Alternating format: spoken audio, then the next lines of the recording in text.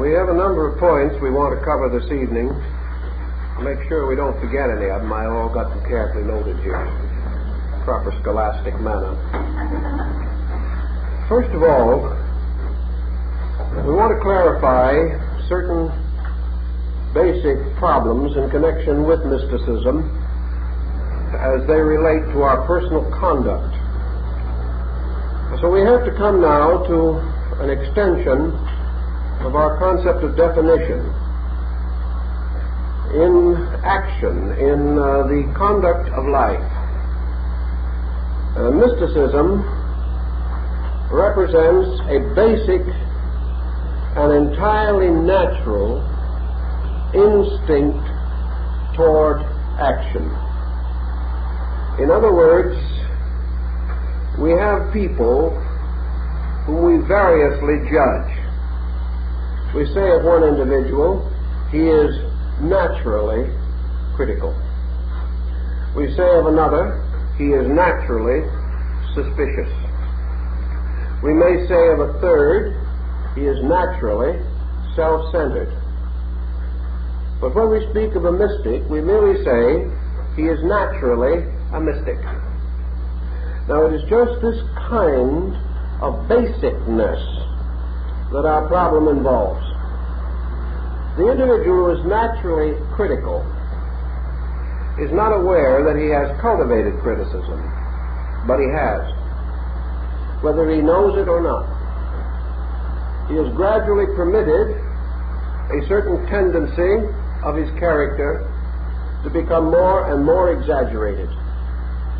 And perhaps as a result of early environment, he has inevitably dropped into an attitude which will gravitate against him throughout life. In the same way of thinking, it is not right to assume that mysticism is something acquired, something that represents a sect or a creed or a belief which can be adopted by the mind at will or pleasure. Mysticism is a natural condition, and the only reason why we do not all express it or do not all live in its rather simple and gentle structure is that we have permitted other characteristics to become exaggerated so that our mystical potential is ignored or neglected. Man being a total being in himself, having within his own nature all potential out of universal potential, cannot be deficient essentially in anything necessary for his completeness or his security. Therefore his insecurity and his incompleteness arise not from natural privation within himself, but from his own attitudes and decisions, and by the virtue or vice of having cultivated certain propensities and having neglected others, perhaps equally important or of greater importance. Thus we now think of our mysticism merely as the individual being himself, allowing those values and qualities which are part of his being to appear in their own proper and normal way. We know that mysticism must have a certain normalcy, otherwise it could not result in normalcy. The individual cannot attain any security by departing from realities, but it is the mystic and those of similar interests or parallel courses of pursuit that attain security, whereas those with other attitudes, less constructive, less total, less unified, do not attain security. Thus we must assume that those qualities which bring into man's life the greatest fullness for himself, these qualities bear the basic authority of nature. For nature is continuously attempting to reveal to us those courses of procedure most likely to be constantly and universally beneficial. Now, as most persons, if they have this mystical equation within themselves, are unable to draw upon it for their immediate needs in many occasions and circumstances, wonder how this mystical value can be released or developed to become a present help in time of emergency. It is obvious that criticism, from a tendency, develops into a powerful dominant in life.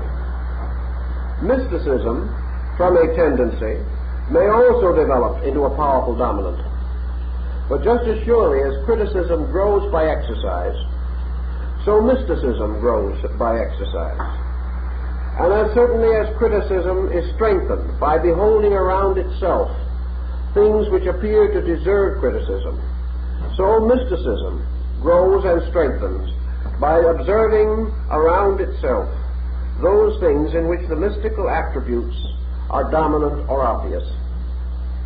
Thus, according to our sight, our vision, our constant awareness of things, we find support either for our strength or our weakness. In nature, as we all know, nearly every position that man can occupy, intellectually or emotionally, may be regarded as justifiable by argument. But only certain attitudes or situations are justifiable by consequence. And one of our first important lessons is therefore to recognize that the mystical equation is sustained, justified, supported by the most powerful of all evidence, the evidence of consequence. Against this evidence, once we begin to recognize it, intellectual and emotional debate are fruitless.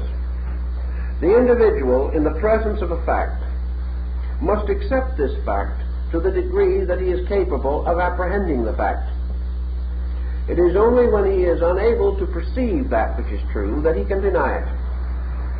It is only when his own reason, judgment, and attitude forbid him the acceptance of truth that he can reject it. In this concept of mysticism, therefore, the mystical attitude or the mystical release in life must arise from certain natural and inevitable processes within the temperament itself. These processes are not essentially intellectual. They are processes of experience. We assume always that experience is the one undeniable authority. That out of experience we must come finally to certain conclusions. These conclusions being inherent in the experience, and the experience itself being an evidence or manifestation of life in action. All experience reveals the nature of good and evil. All experience points out the strength and weakness of conduct or action on any level, on any particular subject that may be under immediate consideration. Thus, mysticism being natural, it is essentially something to be rescued rather than to be cultivated. It is something which, being present like a seed in the earth, must be given the kind of care necessary to cause that seed to germinate and grow. Mysticism is not something we must create, something we must import, something that we must receive as a benediction from others. It is a seed within our own consciousness. It is a part of our own internal life. But it is only through a certain dedication or devotion to that seed and to the proper laws governing its development and unfoldment that we can have the full benefit of the maturity and growth and fruitfulness of this seed. Therefore, we find that all things in life which are meaningful involve some effort or responsibility. That which requires no effort is not rewarding. That which is not founded in some degree of human dedication is seldom worthwhile, useful, or permanently beneficial. Thus, if we are anxious to release our own native mysticism, to experience it as a normal growth of ourselves, and therefore something which we need not defend, which need not be creedalized or sectarianized, but may be constantly available to us as a stream of living water rising from interior fountains of our natures. In order to know this experience and to know it with certainty, we must make certain adjustments. Adjustments perhaps with the historical or traditional phase of mysticism, which alone provides us immediately with the keys to things that we must do. But it should be understood that all disciplines or theories or concepts about mysticism are merely means of bringing to our attention that which becomes valid only by our own experience. We cannot be mystics by conversion unless we wish to assume that we are converting ourselves when we so live that we reveal to ourselves the facts of ourselves. This constitutes the only true means of becoming certainly and faithfully aware of those principles that are necessary for our living. So in our practical application, we begin with the recognition that the end of our endeavor is that we shall know by experience, that we shall have things happen to us that are so completely undeniable that there can be no rebellion against them, no resistance to them, and no denying that they represent a diviner law working in the natural world. Also, we should bear in mind that mysticism per se requires no defense. It is not something that is sustained by argument or protected jealously by some secretiveness of our own. That which can be assailed must be assailed. That which is true cannot be assailed. Therefore it needs neither defender nor can it be injured by accuser. It remains in its own nature and substance as it is, and men approach it or retire from it according to their natures, but its own nature is unchangeable. This is a certain security, for it gives us confidence that at the root of life there are values which are eternal, true, and ever present. Nature is so constructed that the mystical equation is forever available to us, not by some miraculous or extraordinary experience. For as Lord Bacon says, it is not necessary for deity to convince us through miracles, inasmuch as the commonest of his works are sufficiently miraculous in themselves. This thought is very noble and proper to our consideration. So we're now going to take some of the aspects of practical mysticism and look into them for a moment. We have somewhat defined our position for this evening. Therefore, we will say that the search for mysticism is a search involving the use of the power of insight. Now, insight is direct cognition. Insight means not only seeing within, but it means a kind of apperceiving which is rooted completely in direct cognition of value. Insight is through sight. It is the sight of a thing which is deceived not by its appearances, nor is it rationally deceived by its defenses, or emotionally deceived by its pleadings and protestations. Insight is that which is not deceived, because it is concerned not with the appearances of things directly, but with their substances and essences. The cultivation of insight, then, suggests the need for a clairvoyant power of some nature, or the extension of our sensory perceptions into the ability to perceive into internals. Actually, however, insight as termed in mysticism does not immediately require any extrasensory perception whatsoever. Insight is for man complete perceiving. It is a perceiving in which cognition is true, right, honorable, and sufficient, because it is not adulterated by prejudice or opinion. because it is not diluted by tradition, nor is it overwhelmed by what we commonly refer to as human authority. Insight, then, is free sight. It is sight free to see. Now, our way of life bestows certain physical freedoms upon us. To attain these freedoms, our ancestors fought gallantly, defending with their lives the right for physical freedom. We today are searching for other kinds of freedoms. Not only the four freedoms, but perhaps one of the most important, and that is the freedom to think straight, the freedom of insight, the freedom to perceive the thing as it is. And against this great desired and reasonable and purposeful freedom, we have arrayed not only the prejudices of others, but the involved complicated mechanism of self-deceit. Consequently, insight must achieve a gradual victory over self-deceit. Now, self-deceit is often very subtle, difficult to cope with, inasmuch as it represents angles and faculties and phases and aspects of temperament which we have gradually come to regard as essential parts of our own natures. One of the difficulties then is that wherever we are asked to change an attitude, we assume that we are asked to change ourselves. This is not essentially true, for in most instances the attitude does not represent the self. The attitude is something that already has enslaved the self, thrown it into bondage, imprisoned it, and prevented its free impression and expression.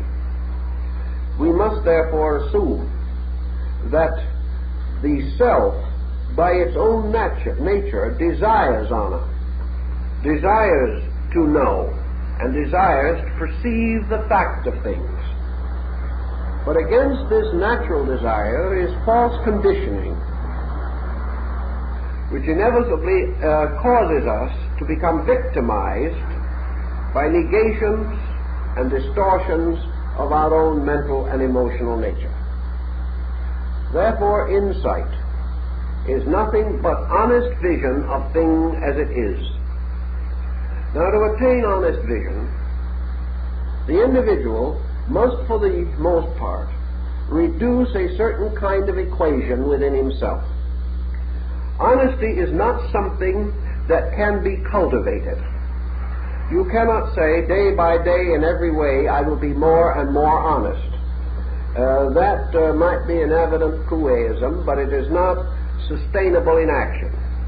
We cannot cause honesty to increase, because honesty is not something that has of itself the nature of increase. Honesty is something that is. And because it is, and because it is universal in its own nature, because it is everywhere, not more distant nor nearer, but all permeating and all penetrating, and because honesty of itself is unassailable, therefore can never be destroyed, never be corrupted, never be prevented from being itself. Our situation is not to ride valiantly like some St. George to the salvation of honesty. Our real problem is to eliminate the dishonesty in ourselves. We cannot make anything more honest, but we can cause all things to be less dishonest. This is a very subtle negation, but it is one of the greatest importance. It is present everywhere, in which we have the egoism of the human mind, assuming that it can add or subtract in relation to the substance of things. This it cannot do. It can either accept more or less of this substance. And what we would term the increase of honesty is merely the acceptance of it in our own nature to larger and larger degree. It has nothing to do with an actual increase in the circumstance or fact of honesty itself. Man may be dishonest all his life, and yet live with an intrinsic honesty within himself. He may live dishonestly in a world filled with honesty and be untouched by it. It is his own relationship to himself that determines, therefore, his ability to release, reveal, or express certain eternally present values. Insight, therefore, is merely the recognition that honesty is that which remains when dishonesty ceases. The individual who affirms that if he does not do wrong, he will do nothing, is not substantially correct. To cease doing wrong does not mean the end of action. It simply means the end of wrong action, or of the wrong use of action. The individual whose mind and emotions are no longer victims of error will then find an automatic release of virtue or correctness through his nature. We are blocked by our own limitations and by our own misinterpretations of values.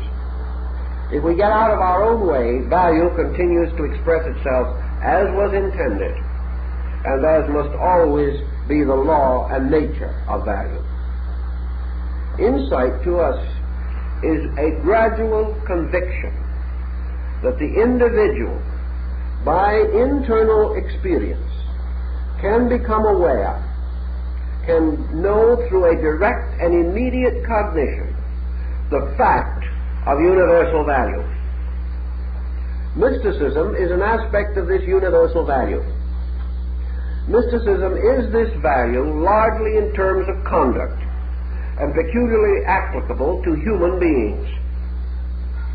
The mystic is not a person who ceases all action, but who rather exchanges the grossness of conditioned action for a fuller value sense, in which his action becomes more significant, although quite possibly less violent. We have no proof whatever that violence of action adds anything to its significance. And we have much proof that violence of action exhausts the individual and places him in situations in which it is ever more difficult for him to retain insight, even what degree of it he would otherwise possess. So insight as direct cognition may tell the thoughtful person that there is ever available to him the proper substance of insight, that toward which insight is naturally turned. And this thing toward which it is turned is value, or essence, or substance, or reality. That this reality is available at all times and in any situation and in every situation, and that every condition which arises is one of conditioned value, that is, one in which value is variously frustrated by that which is not valuable, causing innumerable complications and emergencies in the practice of human conduct. Insight, therefore, tells us also that value may be revealed in two ways, either through a direct apperception of itself or an indirect recognition of it as the result of the tragedy of allegiance to that which is not value. The individual may therefore grow directly by clinging to the truth, or he may grow indirectly by exhausting error. Unfortunately, however, in exhausting error, he is apt to exhaust himself and everyone else. Consequently, in the conserving of energy and the preservation of life for his own good and for the good of his associates, it is far better that he shall become, so far as is possible, dedicated to insight, to the effort to perceive and experience value. The commonest form of insight, the most natural form, is that by means of which we become sensitive to motive and sensitive to the underlying elements of a situation. Insight permits us to penetrate appearances, whether these appearances are favorable or unfavorable, in an effort to determine value in contrast to appearance. Man, having in mind which is capable of individual intellection, is capable of conduct contrary to his own instincts. The individual is capable, therefore, of deceit. He is capable of pretending one thing and practicing another. We know this without very much use of insight. We recognize this as one of the common problems of our time, and as a result of this, we become profoundly suspicious of the conduct of those around us. Now, suspicion is by itself a negative value. It is something which, if maintained long enough, will produce detrimental effects upon the mental, emotional, and physical structure of man. Therefore, we must assume that in the natural plan of things, suspicion is not a virtue, that it is not a faculty that is given to man for his preservation. If it was, it would be used in this way without interfering with the basic integrity of the individual. If suspicion were a proper faculty, the individual would grow by the use of it. He would also find himself enjoying better and more continuous security because of this attitude.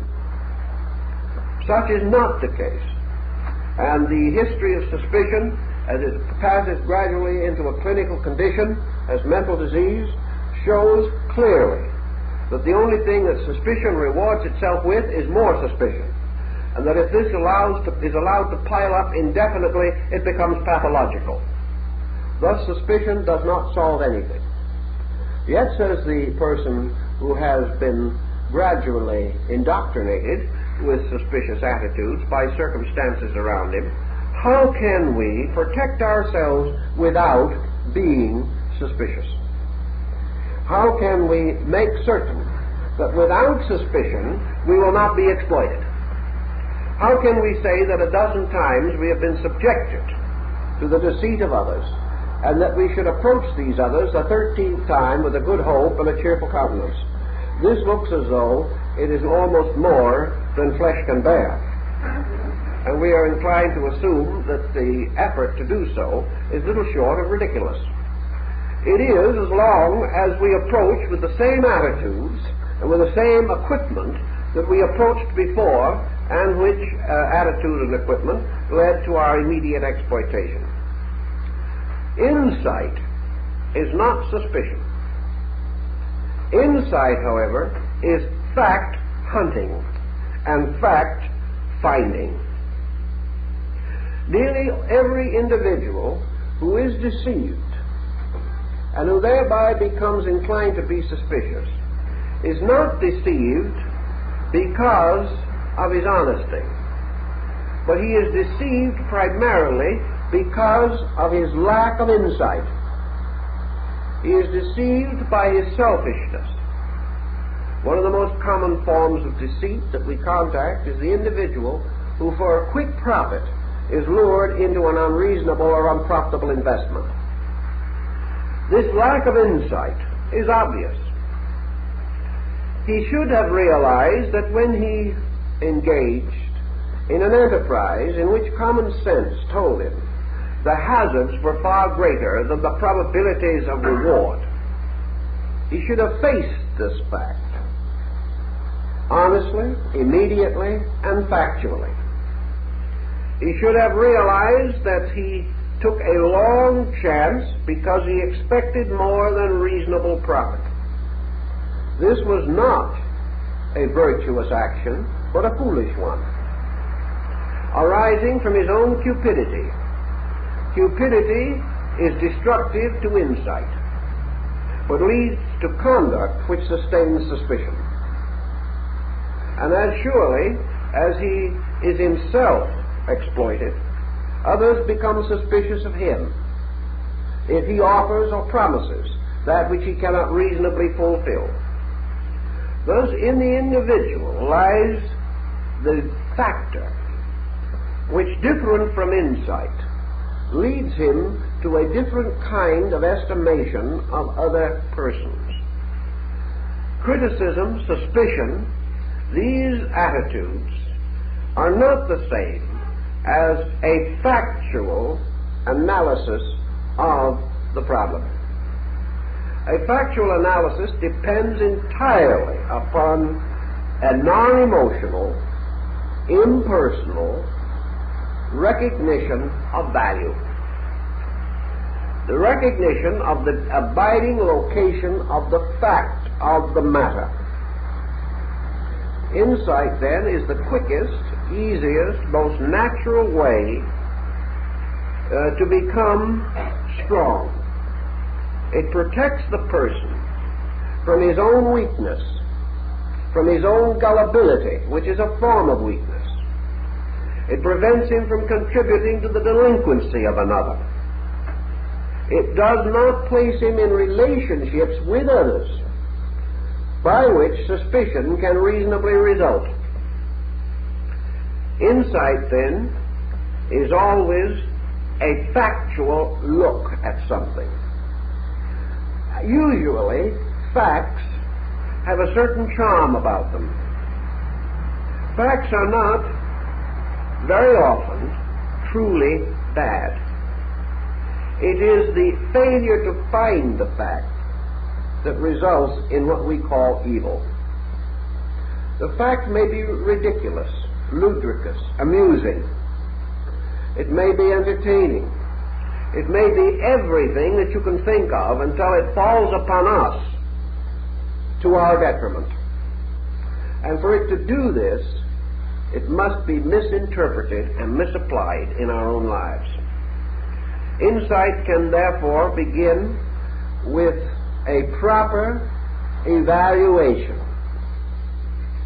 of situations around us and a gradual releasing of our minds from these vast, unsemantic expressions of total acceptance and total discarding of things. Nothing is all this or all that. And the moment prejudice comes in, fact flies out the window. Insight is our quiet ability to penetrate all subterfuge and to perceive those obvious symptoms which never fail to be present. The only way we can be deceived is to close our eyes to obvious facts. And to close our eyes thus results in a penalizing. And when we have been penalized for several times, we are afraid that we will be penalized again. So we wander about waiting for the worst.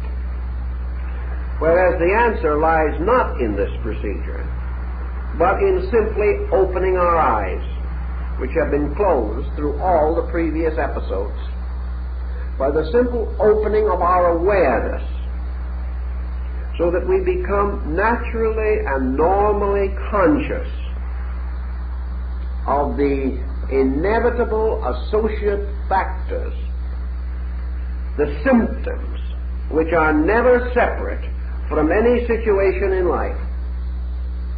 Every situation is the result of causes which can be estimated. Every situation leads to effects which can be evaluated. And it is our failure to observe causes and evaluate effects. It is our failure to judge things by their values and their principles. This is the mistake, or the type of mistake, which leads us into most of our unpleasant situations.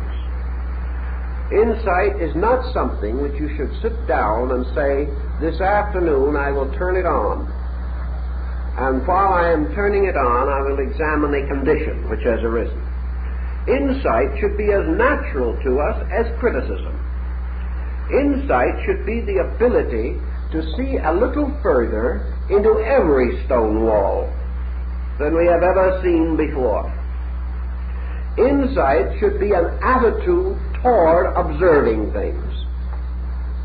It should be the power of the individual to accept more evidence, consciously and subconsciously, because he has not closed his attention to that evidence, because he has not willfully refused to see it. or has allowed some prejudice or attachment or detachment to stir his mind away from normal perception. Insight is clear sight because the sensory perceptions, normally and properly used, will carry with them into our consciousness not only the immediate structure of things, but a certain aura of overtones. These overtones are visible or can be determined by the senses. They can also be estimated after the phenomena has been accepted by the rational faculties. And the individual can instinctively and intuitively gain an ability to perceive value or the absence of it as easily as he now perceives the rising of the sun or watches the traffic ahead of him. In some ways, under certain stressful emotional pressures, we do develop certain overtones. Perhaps one of the most common of these developments today is in the case of the motorist. The motorist, subconsciously, if he's a good driver, and if there were not millions of good drivers, there would be very few of us left alive. The motorist, because he is in a constant condition of emergency, does have a degree of insight in relation to driving, very much in excess of his insight on other subjects. He sees, he recognizes, he almost sees behind him. He becomes able to make note of the slightest variation in traffic patterns. He becomes almost intuitively aware of what the driver in front is going to do, because the old age of arm signals is practically extinct. It requires a moderate degree of telepathy to get home. Because he has to have it to survive, man develops it. And it is quite amazing how rapidly his coordination also adjusts itself to an emergency. Without time to consciously think at all, the good driver will nearly always do the one thing that is possible under the situation and likely to reduce a tragedy or a difficulty to the minimum. Drivers have told me that where an accident was obviously only a split second away, that in that split second it seemed as though eternity never moved. That split second became longer than an hour. And in that split second, a tremendous amount of intellection was possible.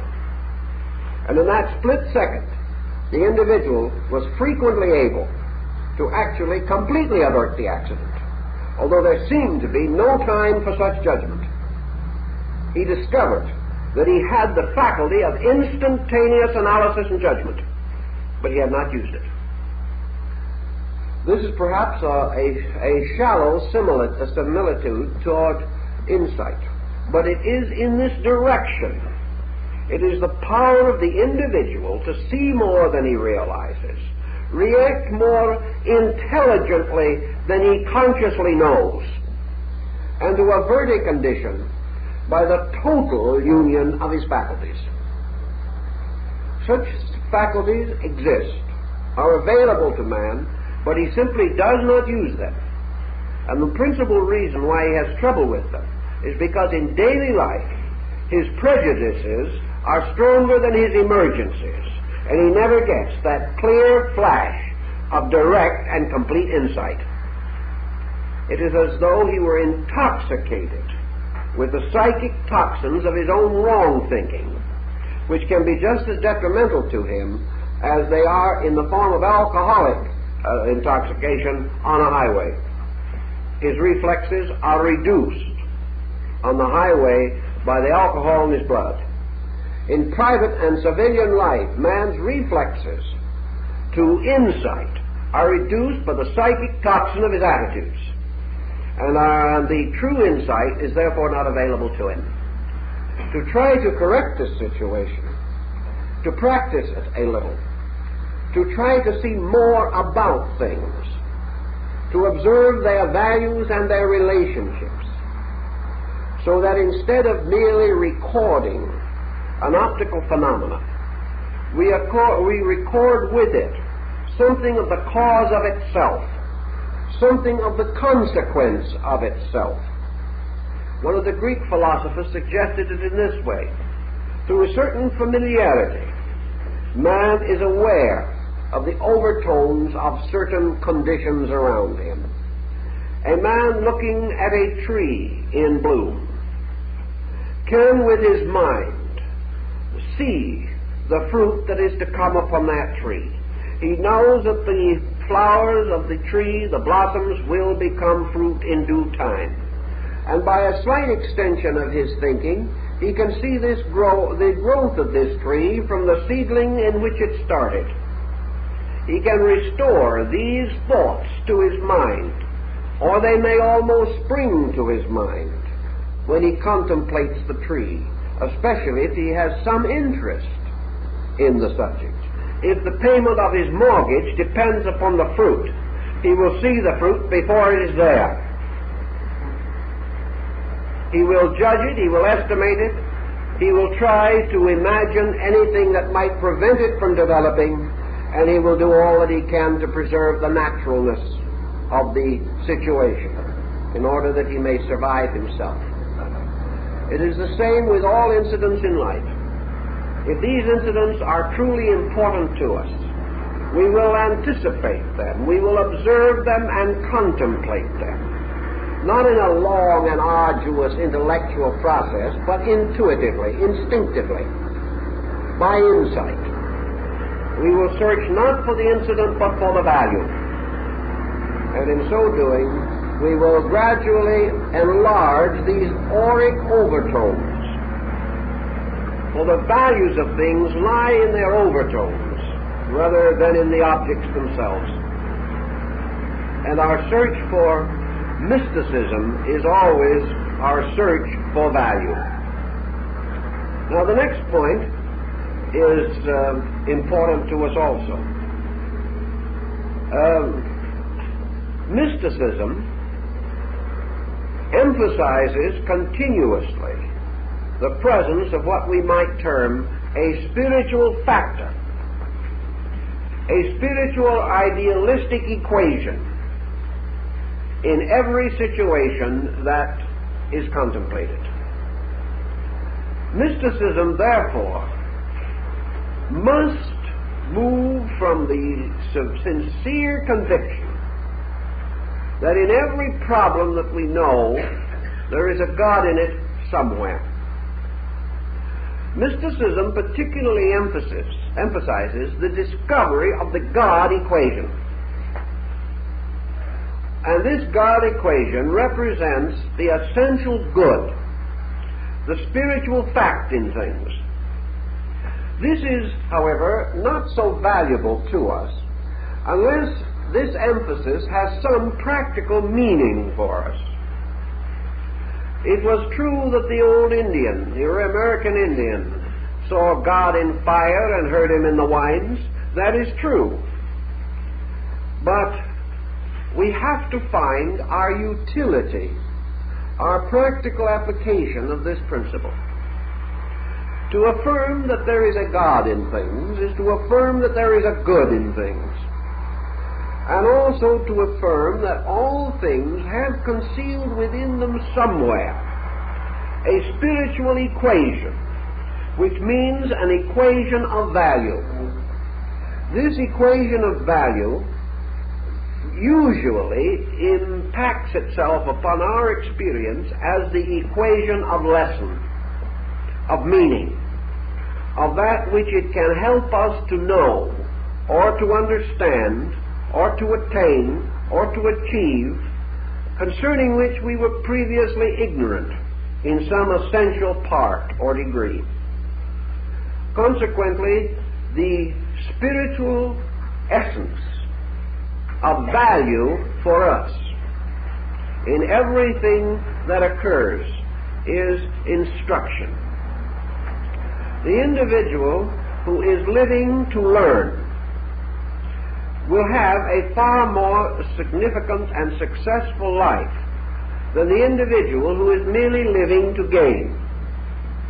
Gain is precarious in these times, and for each gain there must be a loss.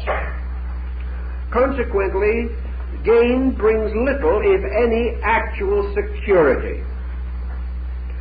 On the other hand, the individual who lives for lesson, or at least very largely accepts lesson as an essential value in life, can hardly have a life that is a failure. He can hardly resist the recognition of the magnificence of existence if he is willing to accept life as a way of learning. This does not mean that learning must be painful. We have come so completely and entirely to the conclusion that learning is a miserable and uncomfortable procedure that it is hard for us to conceive that learning can be beautiful, that learning can be good, and that learning can be important. If, therefore, in connection with our basic study, we take the attitude that learning is the spiritual equation in the things that we do, then we find a divine nature or insight in everything and about everything that is possible for us to understand and to know. If then, on this basis of thinking, we attempt to grasp the experience value of things, we do not have the difficulties in accepting life that would otherwise be present. If we are able to accept learning as the spiritual integrity which justifies life, if we are more interested in being happy because we have learned than being happy because we have been successful, we will have a great possibility of a rich and full life. If, however, our happiness must result only from situations that meet our personal approval, we are going to have usually a troublesome time. Thus, mysticism has as one of its basic concepts the discovery of the spiritual equation, the recognition that whatever happens encloses within itself a vital meaning, that the discovery of this vital meaning always justifies any trouble, misfortune, or pain necessary to attain that meaning.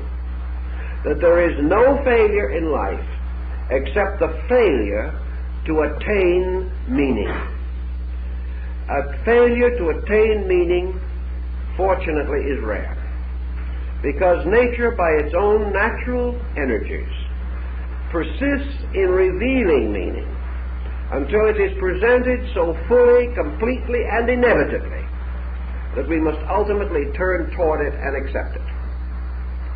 Spiritual insight, or the spiritual equation, helps the mystic, therefore, to realize continuously that this is a divine world, and that these things which happen to us and to others, which do not appear to be divine, have within them a divine meaning, and that this meaning has as its end, goal, and ultimate man's mystical experience of God as good. That out of all these things the person can achieve the victory of self over all circumstances that can arise, and that this victory in itself is made possible by man realizing that the word self, spelled with a capital S, is not only a symbol of our personal natures, but of the God self in us, by which all things are possible, including that degree of insight which is man's power to perceive that God, in the things that have burdened him, afflicted him, frightened him.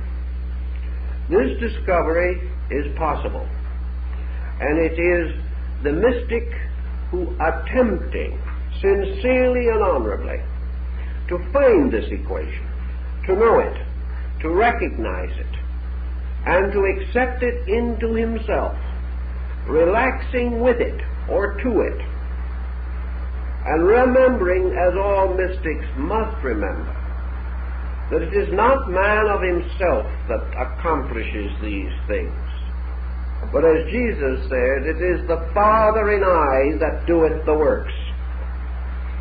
And it is part of the essential concept of mysticism to discover the spiritual equation, which simply means the equation in which it is the Father in us that doeth the works.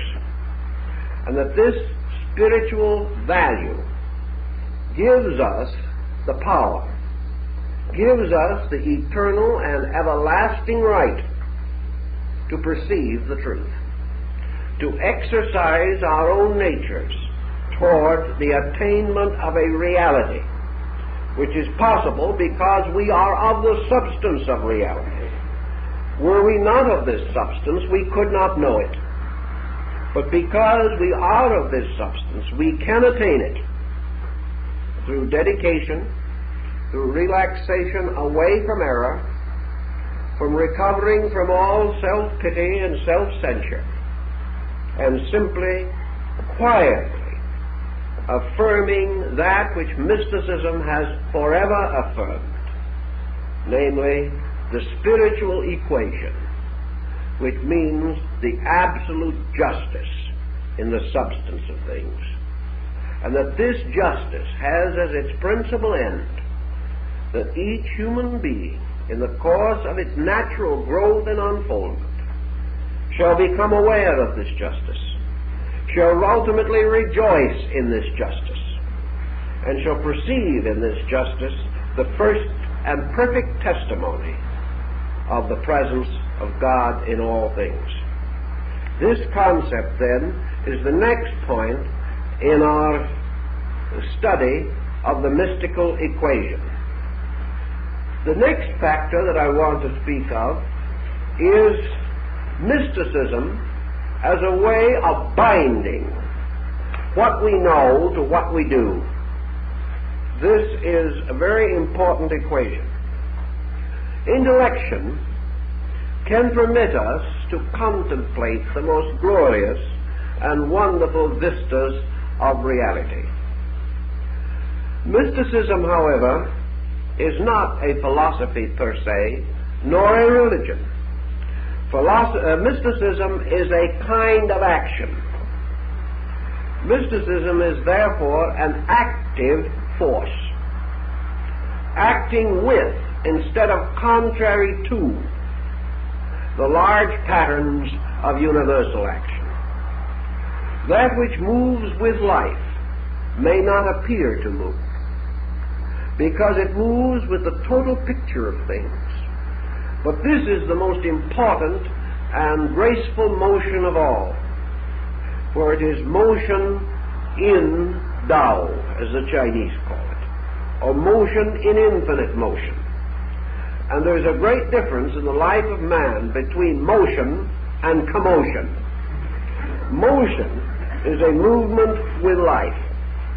Commotion is a shadow boxing with errors. Motion is therefore a flowing of life into its own natural and proper purposes and applications. Our mystical situation, then, shows that man has a kind of knowledge. Now, knowledge is a natural acquirement of man. Knowledge is the negative pole of this intuitive kind of insight. Knowledge is a learning about things, about conditions, involving arts and sciences and crafts and trades. Knowledge, however, is not as sterile as it seems to be, because knowledge to the mystic becomes in every instance another example of the presence of the divine in action.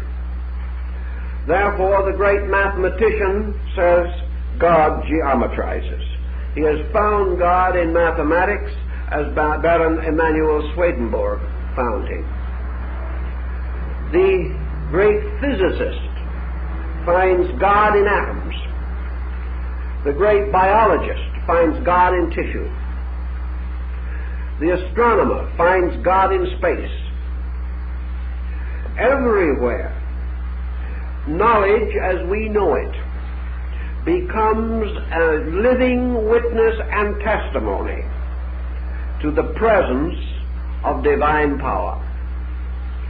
But the transformation of knowledge, so that man moves from this realization, if all knowledge reveals God, then the application of knowledge reveals worship.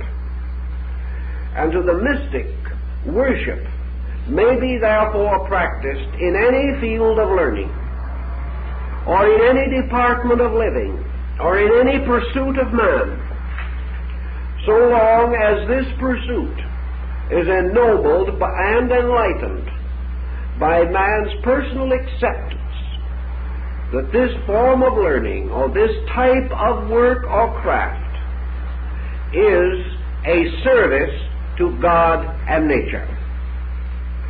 If man is capable of recognizing the dignity of action, he realizes that all action is meditation. All work is prayer.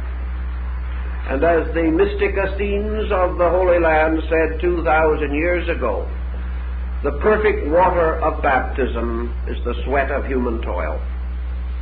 These mystics worshipped through work. And one of the points of mysticism that is tremendously significant is the idea of bringing the element of worship into work.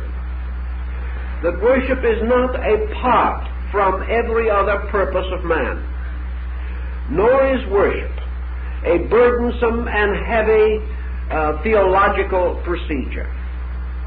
The Greeks, who were among the great theologians of all time, worshipped with laughter. Man worships through the joyous recognition of the presence of the divine power in all of his labors and his pursuits. The great artist sees in God the supreme artist. The great architect sees in deity the supreme artificer of all things. Therefore, the architect builds for the glory of God, unless the energy, the life, the God, the Father in him doeth the work. Man cannot raise his hand except that life energy in him raises that hand. And to the mystic, this life energy is the ever-present reflection or testimony to the availability of the divine power. So mysticism binds us to a new concept of life and religion, a very simple and natural one. Not a concept exaggerated or hypocritical or dramatic, but a simple concept that by the daily practice of the realization of the presence of the divine power in all things, man gradually increases in righteousness, increases in the interior beauty of his own life, and comes by degrees to that peace which truly surpasseth understanding.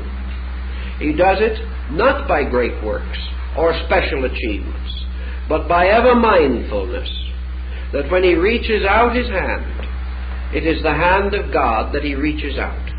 And when with this hand he takes the hand of another, he takes into his own hand also the hand of God.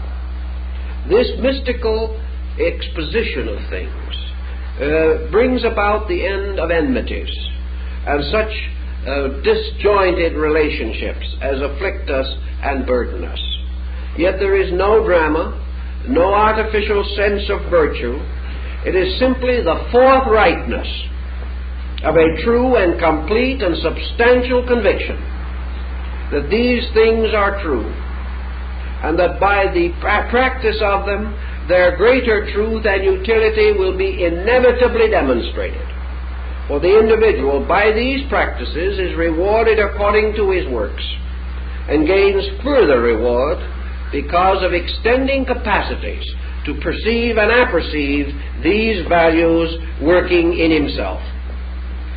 Now, the next point in connection with mysticism that I think we should bear in mind is, if you will go back through the story of mysticism, you will find the peculiar humility which has marked the lives of most mystics. This humility results from what has been termed introspection. Introspection is the individual turning into himself with a natural and proper sense of inquiry. Introspection is the person examining himself with the same honesty and forthrightness with which he has sought to examine other circumstances. And as surely as in other circumstances he sought for the God and the truth in those circumstances, so turning his introspection into himself, he seeks also for the God and the truth within his own nature. The individual, the mystic, in his introspection becomes certainly aware, however, that there are two natures within him. One of these natures is essentially the cause of his trouble. The other nature is his hope of glory. The cause of his trouble lies in that disjointed or separated nature, which is represented as an intellectual entity, or an entity based upon its own selfness, or even its selfishness. Whereas behind and beyond this is the divine nature in man, having its root in the same divinity which all things commonly share in union and togetherness. Thus the mystic, turning in to himself, seeks not essentially and factually to be good to other people and to condemn himself, any more than he would be good to himself and condemn others on a different level of enlightenment. It is no more proper that we should belittle ourselves than that we should belittle others. It is no more reason why we as individuals should think of ourselves only as repentant sinners, any more than it is proper for us to think of ourselves only as arrogant fools. There is a proper and moderate attitude in all these matters. Actually, the individual who goes toward mysticism, because he practices introspection, becomes aware of the workings of the divine will through himself. He perceives his abilities, the flashes of genius which may have come to him. He becomes able to estimate more accurately his potentials. He knows what he should be doing and how he should be doing it. He recognizes the neglect which he has suffered at his own hands. He recognizes his tendencies to evasions and to unnecessary confusions and complexes. He recognizes the shortcomings of his disposition. He realizes natural tendencies to his suspicions and cruelties, to his condemnations and intolerances. These things, by introspection, he becomes more and more aware of, recognizing that in these faults he possesses within his own nature those faults which in the world around him most terrify him when they are possessed by others. He realizes also that in these common faults he shares life with others, that the very situations which he resents in them he is nurturing within himself. Thus, a certain humility, a certain reasonableness of attitude must naturally result. But this does not mean constant self-condemnation, nor does it mean that we should be less mindful of the regeneration of our own natures than we are of trying to assist others for improvement. The great trouble in most cases is man's instinctive tendency to turn from himself, trying to reform or change others without giving adequate thought to the introspective process of recognizing his own relationship with others. At various stages in his mystical development, it may be that his great bridge between himself and others will be his faults. For these he will obviously share with others. And as he expects others to be patient with his shortcomings, so must he likewise be patient with theirs. Thus, instead of taking a position of arrogance, he, recognizing his own infirmities, becomes more companionable or more equal with others whose faults are likewise equal to his own. Out of this attitude, then, he gets away from the holier-than-thou position, which is always very unfortunate. He comes rather to a democracy of faults, in which we all live together, while we still abide in an autocracy of truths. In this situation, introspection must naturally lead to the individual making some reasonable effort to change his own life. Not by a violent effort, again, to overcome his vices and develop his virtues, but through this peculiar, intuitive insight. Because it is obvious from centuries of observation and reflection that the moment that the individual really experiences the nature of his own false situation, the moment he knows it is false, he cannot continue to defend it. He can only defend it as long as he has not experienced the fact that he is wrong.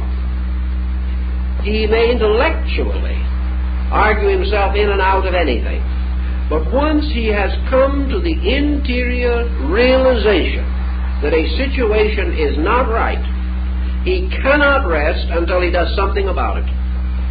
His own inner consciousness moves in upon him. Now, it is very important that this inner consciousness shall not immediately become involved in some kind of a psychotic pattern and get him into further complications. It is not that he must go out and engage in this terrible struggle. His interior consciousness, as it warms his inner life, as he becomes intuitively, introspectively aware of the true nature of his inner life, this situation naturally remedies itself. It is the degree of insight which he is able to direct upon his own problem that determines the rapidity with which he can solve it. Once he has completely internally renounced it, his failing cannot live. Not because he fights it, but because he can no longer sustain it or justify it. And the moment he cannot justify it emotionally or rationally, he cannot preserve it. It falls away, not because he kills it, but because its source of nutrition, his own continuous repetition of the fault, is removed. And that which is not sustained by his own action loses its own significance and gradually disappears. Not by being fought with, but simply by being outgrown, which is the only way we can ever get out of anything. And introspection is a way in which we gain a measure of internal growth. And by this measure of internal growth, we become capable of putting ourselves in a school with our own consciousness as the schoolmaster. And in this situation, coming little by little to a formal and complete allegiance with these mystical values which constitute the truth of the matter.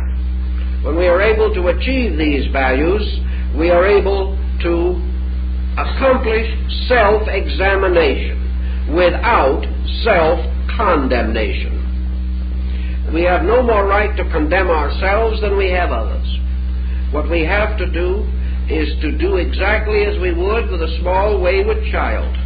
Having discovered its needs, these needs perhaps being within ourselves, we must do what is necessary to make sure that our own inner life is ordered and strengthened by such natural methods, such orderly and proper procedures, and such loving discipline as we will give to a small child in difficulty or in problem.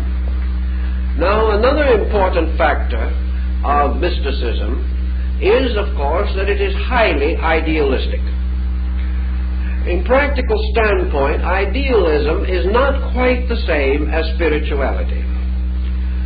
Spirituality relates to the nature of a substance, for spirituality is that which is bestowed by spirit, or which exists by virtue of spirit, or which has its own root and substance in spirit, and is possible only because spirit exists. Idealism, on the other hand, represents a gradual maturing and enriching of man's interior comprehension. Idealism is a state resulting from the happy sublimation of man's emotional and mental life, and the gradual union of these two in a positive and normal psychic entity. This idealism consequently becomes a true realism. We oppose realism to idealism. This is a false opposition. It is not true in nature. Idealism actually is nothing but man's ability to apperceive that the inevitable good in things promises certain ends consistent with itself. And an idealist is one who is convinced of the ultimate rightness of things and the ultimate victory of that right over every illusion or delusion of man or collective groups in society.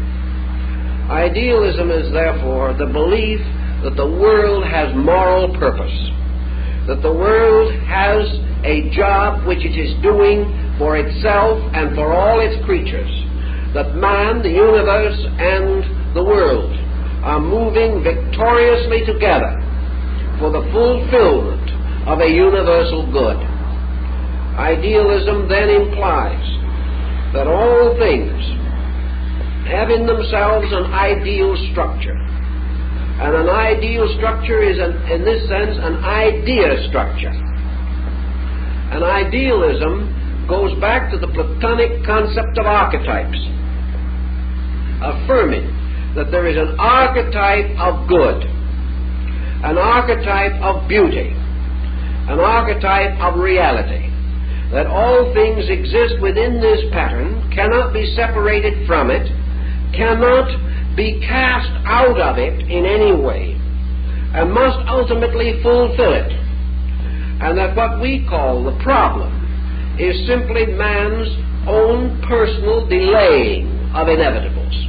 He cannot prevent them, but he can dawdle along with them to his own discomfort and discontent, longer than is necessary according to the will and nature of his kind. Idealism also carries in mysticism a concept of monoism. And this means that in mysticism not only is archetype or is the divine nature of things beautiful and good, but it is total unity. Consequently, the mystic, as part of his natural mystical expansion, begins to create bridges by means of which nothing is left separate, that there are no longer ins and outs, that there are no longer fors and againsts, that there are no longer deadly opposites into which all things in nature are divided, that division itself is an illusion, and that the motion of mysticism toward the true state of insight is the gradual experiencing through of illusion, particularly the illusion of separateness. Therefore, in the true and natural substance of things, division is incidental, belonging only to certain stages or conditions of life. division also exists primarily upon the level of the five senses and has its greatest sphere of influence in the material world, where bodies appear to be completely and entirely separate. Yet this separateness of effects is itself suspended from a unity of causes. And even this separateness of effects is not as real as it appears to be, for all effects are still bound within the circle of the unity of causes. This was a basic Pythagorean formula, and philosophy and mysticism have always held firmly to it in the thousands of years in which these forms of learning have descended to us. Thus, mysticism, as an experience, is a gradual recognition of the error of division. Mysticism, representing a natural evolution of man, is moving even in our time toward overcoming barriers, racial, national, religious, sectarian, creedal, industrial, all barriers by which individuals are artificially divided from each other must finally disappear. And the recognition that life may be individual but never separate, that the individual has his own personality, his own capacities, his own powers and abilities, but because he is himself does not prevent him from also being all other selves. Thus, mysticism implies the absolute unity of God, that all so-called creative agencies exist within one divine nature, and that deity as the source of the eternal life of man, being undivided, this life in man is likewise undivided, and that therefore there is only one life, variously manifesting through an infinitude of evolving forms, but substantially and essentially one life. Because life is one, life cannot damage anything but itself. Life cannot be deceived out of anything but itself. Life can be suspicious of nothing but itself. It can be critical of nothing but itself. It can go to war on nothing but itself. Therefore, all of these pursuits are themselves illusionary, inasmuch as they are conflicts arising in the appearances of things, when the substance of these things can never enter into conflict, because it is indivisible, eternal, and one. This concept in mysticism leads again to a contribution to conduct. It assists us to a speedy and quick sympathy. It helps us to recognize the instinct to see in those in trouble ourselves in trouble. And the moment we create this, we have one of the simplest forms of mystical experience. If when we see an individual in trouble, we instinctively see ourselves in this place likewise, we will handle the situation perhaps with a little more understanding than otherwise would be possible. It does not mean that we will all, or any of us, can understand all things, but it gives a tendency toward a more simple, direct, and natural recognition of value, and by this recognition of value, a participation in unity. Thus, whether it be the yoga of India, or the concept of union in Greek mysticism, or in Egyptian metaphysics, always this idea of oneness lies in the root of mysticism. And because of this oneness, being a law, being a value, being an eternal truth ever present in nature, man experiences a common participation in the divine love, in the divine wisdom, and in the divine law.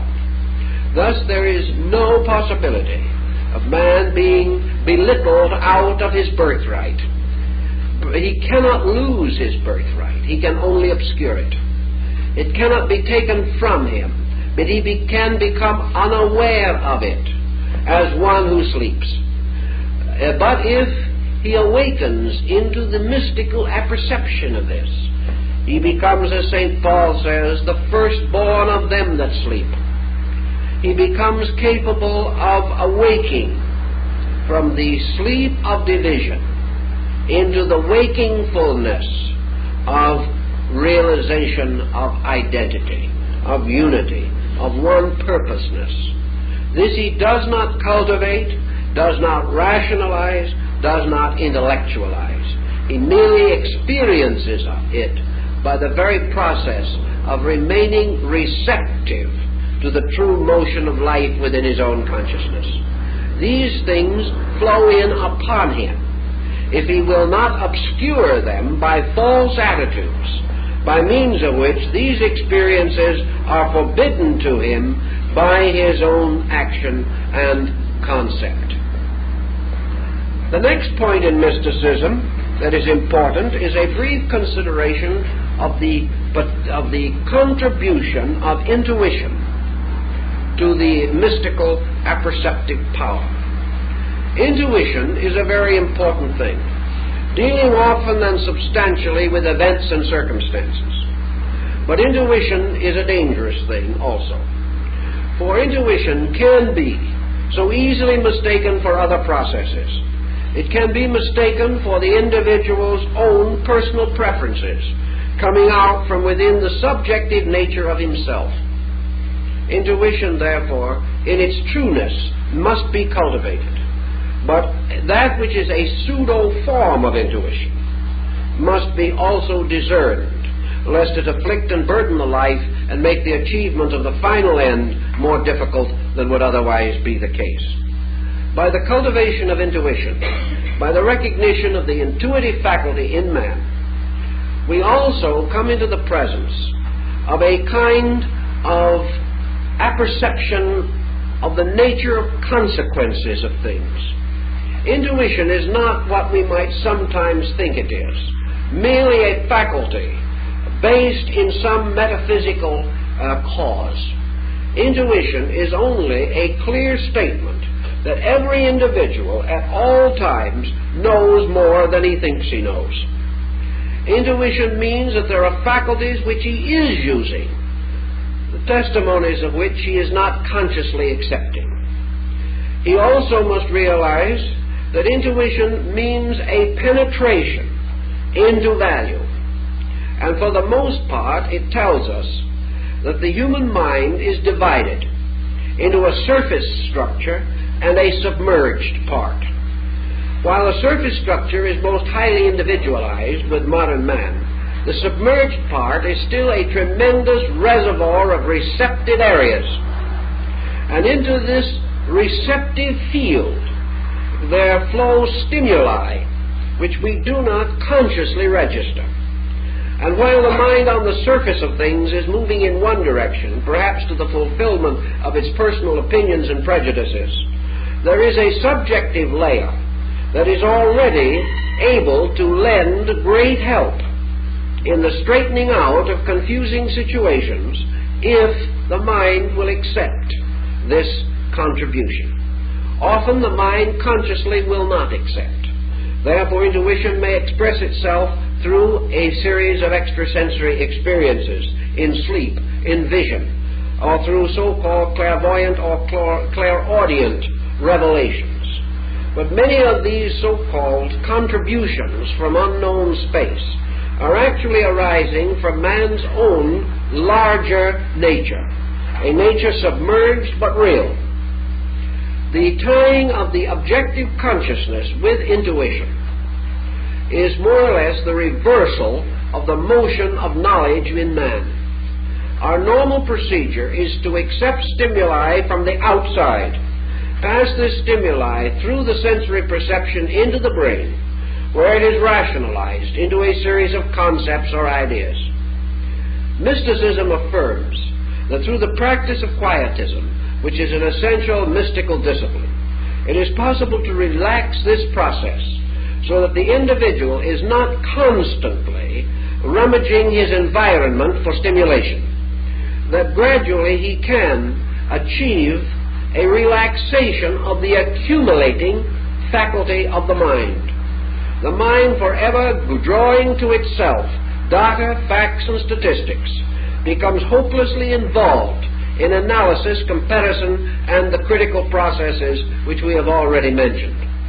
If, however, this mental process can be relaxed, it is possible for it to be reversed, and for certain essential facts already retained within consciousness, to flow outward through the mind and to appear as intuitional or creative or miraculous mental activities, so that the person suddenly seems to know more than he knows, to think better than he thinks, and to become aware of things which normally would not be within his consciousness. This means that this has been moved in from what Emerson might term the overself, from the collective superior part of his own nature, which is forever available to him, if he will relax the pressures of his personality and be receptive to it. The cultivation of intuition is the cultivation of observation plus reflection. It is the attunement of the outer senses to perceive the overtones of things immediately occurring, because this process of perceiving overtones is the source of our intuitional content. If we can bring this into conscious focus, then we have the availability of intuitional power immediately and at the time most suitable to prevent a false attitude from arising in the mind.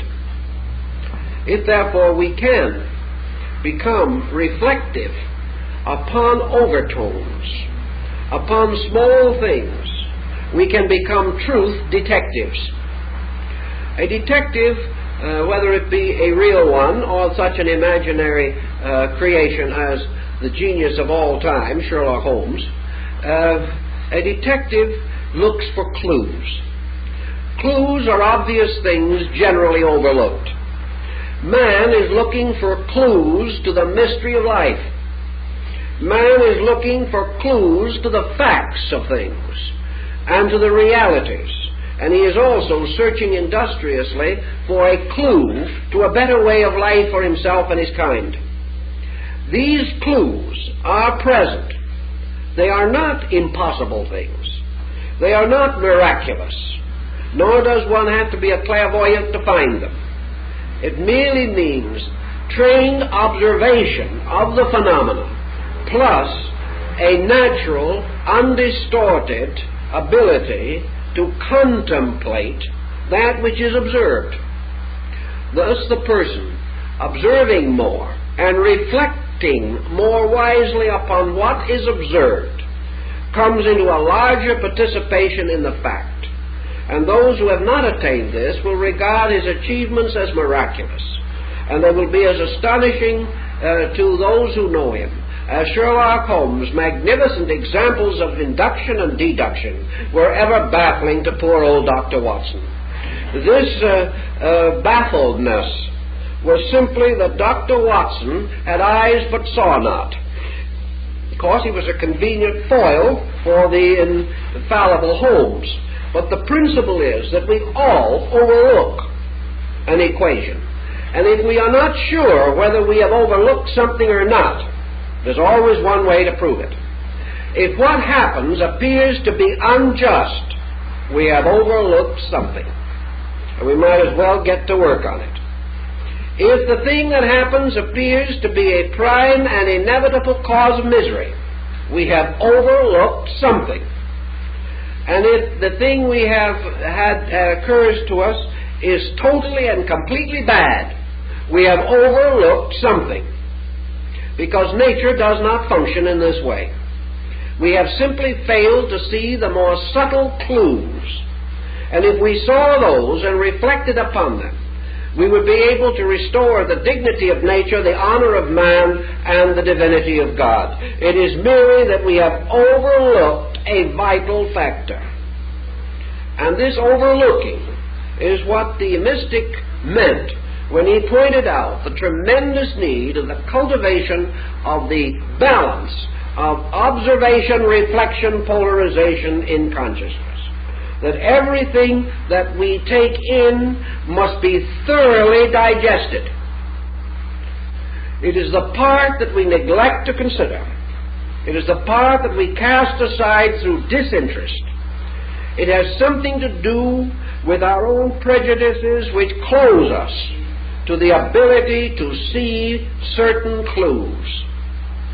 And as we know, as great experts have said, there is no such a thing as a perfect crime. And there is no such a thing as an individual in a situation that is perfectly impossible. There has to be a hole in it somewhere. Now, there are crimes that have never been solved. And there are human situations that have not been solved. Not because they were not solvable, but because human ingenuity was not able to discover the correct clues. They are there. Man will not at this time discover them all. It is not supposed that he should. But it is that he shall become more observing and more reflecting. And by so doing, remove the attitude of accident or unrighteous destiny with which so many persons afflict themselves and others. This idea that there is justice for others and no justice for themselves. This attitude shows we haven't noticed several important clues. And if we do not notice them, we will never solve the problem. The next point in mysticism has been already suggested, but we must carry it just a little further. And that is the relationship or polarization between analysis and synthesis. The synthetic does not mean the artificial, but for many persons, a synthesis arising from intellectual speculation can be artificial. Synthesis, like mysticism itself, is an instinct. It is an instinct to put broken things together.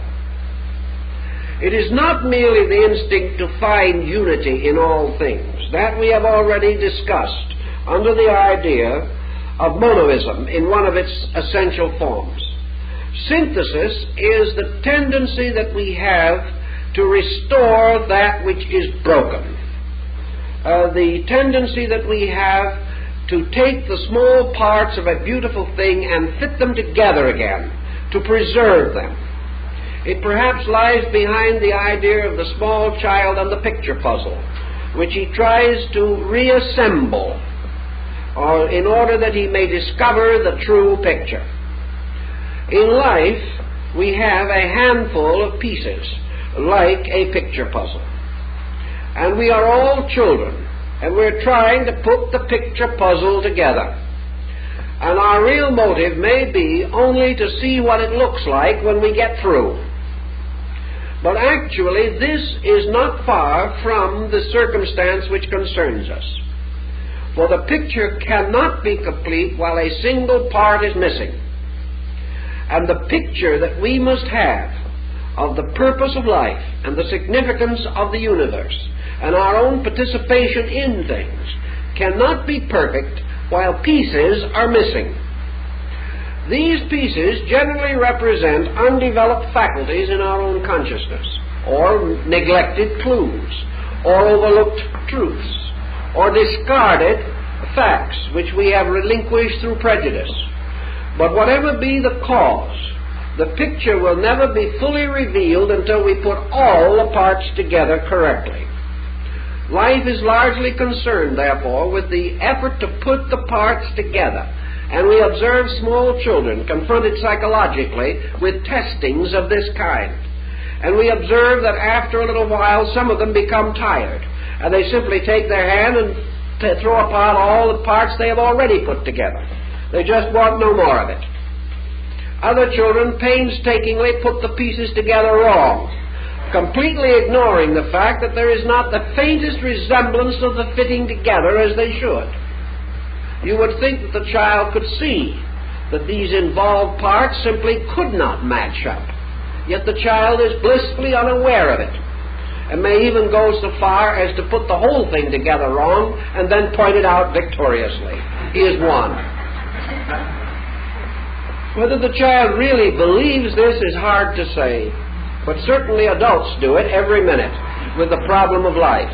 They will carefully put a picture together as wrongly as possible and then sit down and break their own hearts weeping over the fact the picture isn't pretty.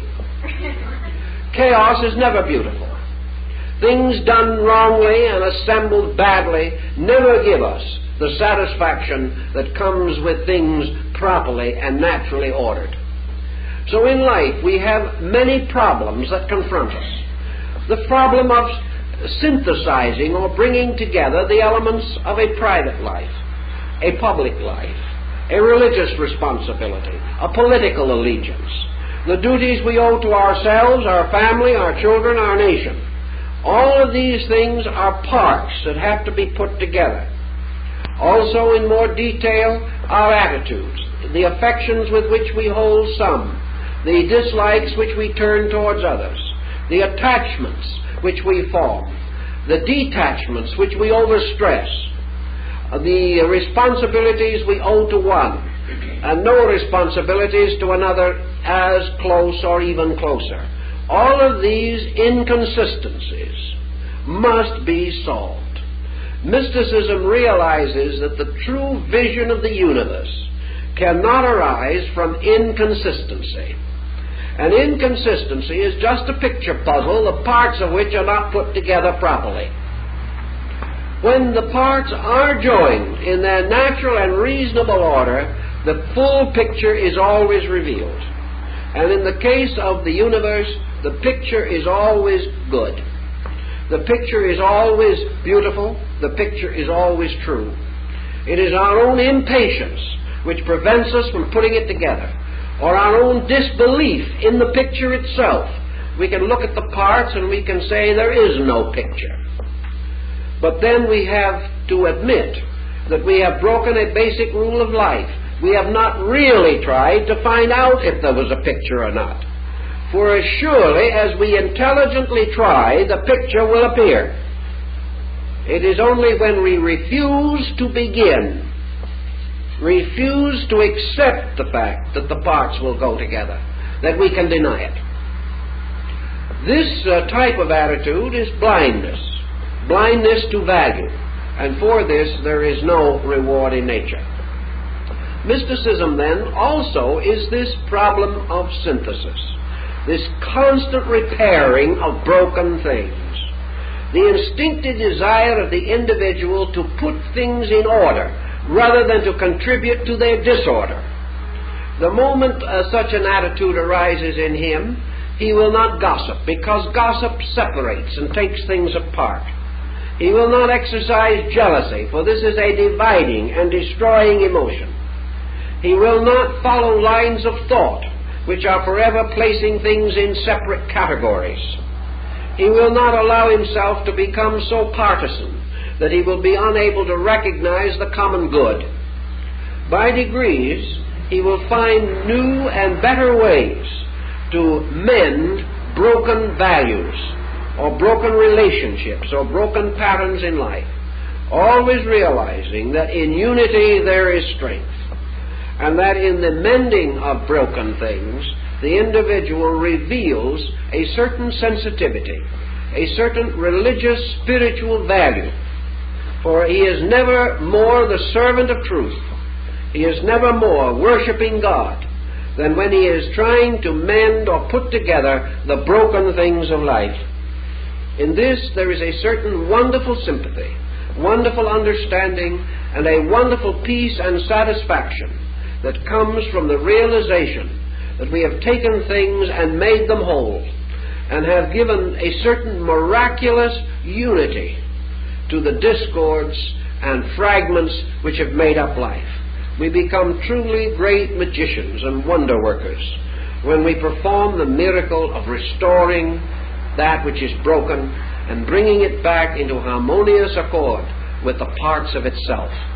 Thus we also constantly reveal the original shape, and when we put things together, their archetypes or their divine plans and designs become known and knowable to us.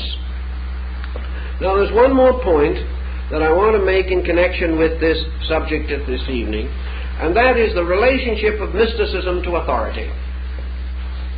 We have frequently mentioned that the mystic accepts the authority of the eternal internal, that mysticism is actually the recognition of the absolute authority of the divine will in the affairs of men.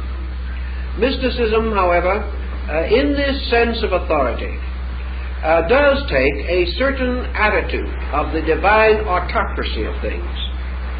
The mystic realizes that while the universe is as near absolute justice as it is ever possible for man to conceive, that the entire universe is ruled over by unalterable and eternal principles and laws. The authority of these cannot be questioned, nor can the laws themselves be broken without a consequence consistent with the mistake or the evil or the weakness involved. Therefore, man lives in a universe in which he must accept the authority of the right, the authority of good over all other conditions, the authority of truth over error, the authority of spirit over matter, the authority of life over death, the authority of eternity over time. These authorities are inevitable, and the mystic seeks to live in the kind of world in which there is no conflict between his personal desires, his personal attitudes, and this inevitable authority. Therefore, the very simple concept, "Not my will, but thine be done," in which the individual accepts absolutely the inevitability of the divine will. But this does not mean that he becomes ignorant, becomes fanatical, ceases to seek for himself, or ceases to learn. What he is learning for, however, is different. Instead of man learning in order that he may live his own life, he uses learning now as the inspirational key by which he can become able to live the divine life. Learning, then, is the revelation of the divine purpose to man through arts and sciences. And these arts and sciences only fulfill themselves to the degree that they contribute to the final revelation of the truth and inevitability of the divine will. In mysticism, man is seeking ever for a more perfect obedience, for a more complete adjustment, realizing that this adjustment means the exhaustion of knowledge, not the evasion of it. That the individual, through various forms of knowledge, ascends gradually to such knowledge as may be useful in achieving identity with reality. Thus, through all arts and sciences, man gains certain apprenticeship, and by so becoming an apprentice, he becomes aware. For every art and science has its laws, its rules, and its principles. And only by obedience to these can man advance the purposes of these sciences and arts. In engineering, the problem of stress is a good example. Man must obey the laws of stress. He must also compensate for stress mathematically. He must know exactly what he is doing, or under some circumstance the bridge he fashions will collapse. Therefore, building a bridge is a problem in obedience to universal law. And the individual who says, "I care nothing for law, I will build it my way," will have a bridge that collapses.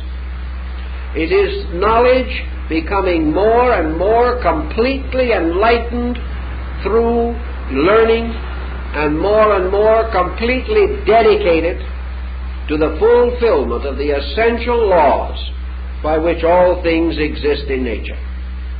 Mysticism simply wishes to take the principle of knowledge and illumine it, wishes to dedicate this knowledge and its overtones and its implications, proving that all knowledge brings men back to God, that all wisdom and experience lead the individual to the interior realization of the presence and the immediate fact of the divine within. These points enable us to take the mystical principles and apply them variously, according to our own lives and our own conditions, also pointing out that the beginning of mysticism is in the understanding of the present state of things, the search for the valuable clue the ability to take the immediate crisis and dissolve it, bringing it into harmony with universal order and universal purpose, and by achieving a victory of the interior over external things, and the restoration of our natural hope, faith, and charity. In these pursuits and in these activities, we achieve the natural ends and the practical immediate concerns of the classical concept of mysticism. Well, I think